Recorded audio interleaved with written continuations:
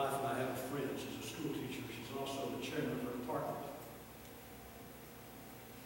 Hopefully she and her husband will come and minister in music.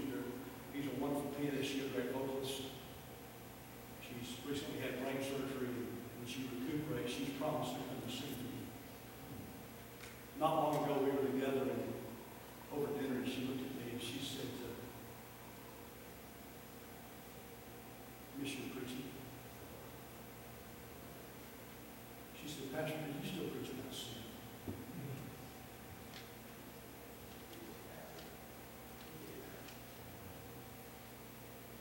See, I'm good at that subject because I know a lot about it.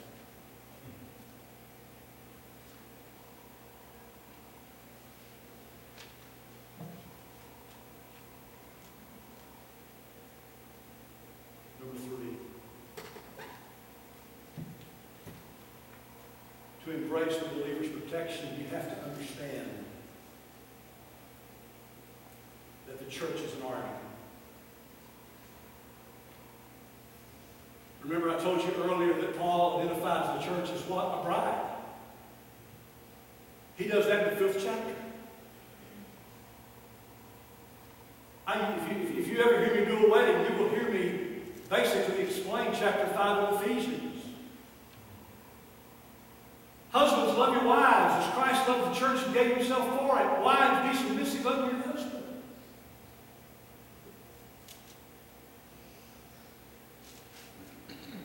If you're not true to the text there, you'll become a chauvinist, gentlemen.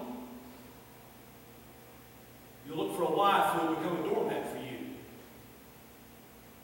But if you interpret that passage from what it says yes, the wife should be submissive to the husband, but doesn't it say, husbands, love your wife as Christ loved the church? How much did he love the church?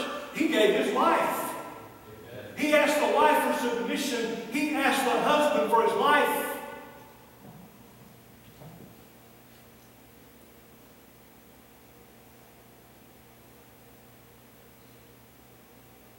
Then he says, the reason I share this with you is to illustrate that marriage is simply a picture of the church, the bride of Christ. We're the bride. He's the bride. But when you come to chapter 6,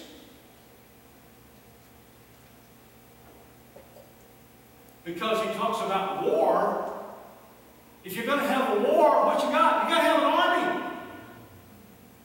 I wonder if Jesus knew that.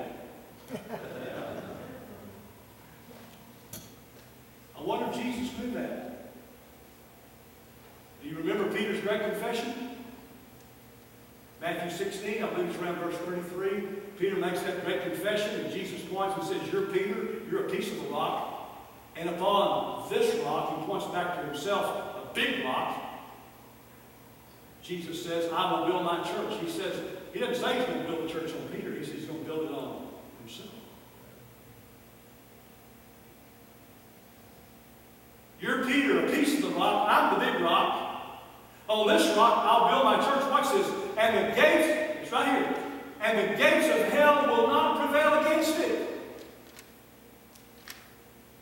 Now, if we're going against the gates of hell, it makes sense to me that we are an offensive army, that as the people of God, we're not on the defense. It's not the enemy attacking us. It's not us standing inside the fortress with a fortress mentality, waiting on the devil to come and kick our teeth in and black our eyes. It's the church as an offensive army, understanding how to do this warfare thing, going forth with the good news of Jesus Christ. And as we teach it, as we preach it, as we live it, we collect the spoil of the battle that Jesus won on the cross 2,000 years ago. That's what the church is.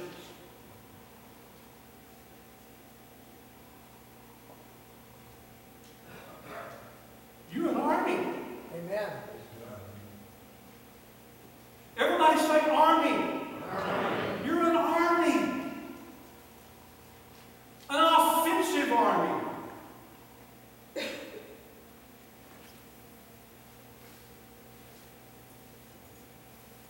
Number 4. Told you I had 4. If the church is an army, number 4, then we who are in the army, who are. 'You're also a bride, who the Bible also says we're building. stones fitted together. If God's church is an army, then those of us who are the body parts that make up the church must be soldiers.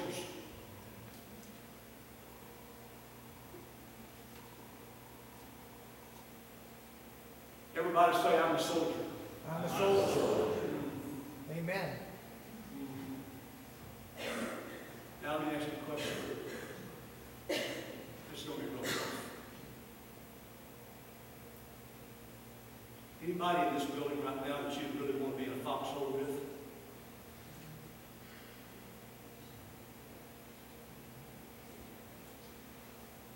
That's how I choose my friends.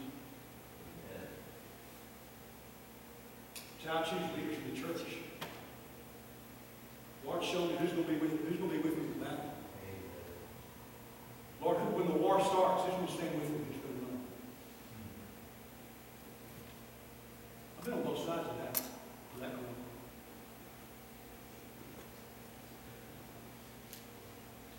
You know Napoleon's army would not go forth in battle until he mounted his white steed and went out in front of the whole group and said, charge.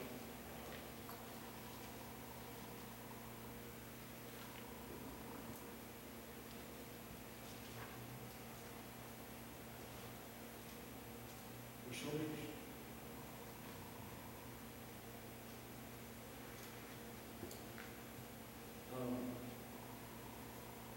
Let me tell you where this is going. I'm done.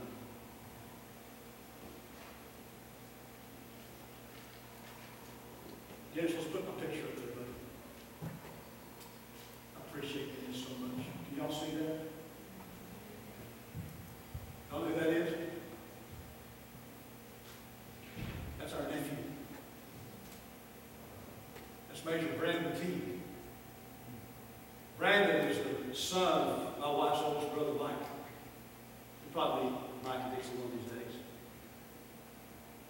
Brandon is 82nd Airborne Ranger Special Forces. They call them the anteaters, or the snake eaters. Also known as husband, daddy, friend, son. U.S. Army, this is 2 years old, so it's now 20 years experience. 2 tours in Iraq and 2 tours up in Afghanistan. He's now on his 3rd tour in Afghanistan.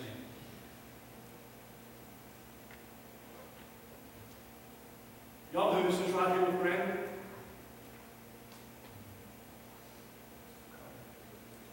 That's the general who he works directly for.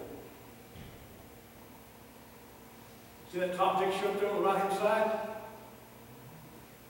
Y'all know who that is? Bush. One of my heroes, President George W. Bush. Amen. That's Brandon shaking hands with him. You know what the occasion is?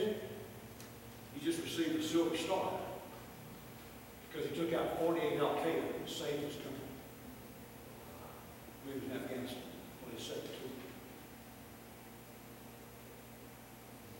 I told you this picture is 2 years old. Brandon is back in Afghanistan, was just home on furlough.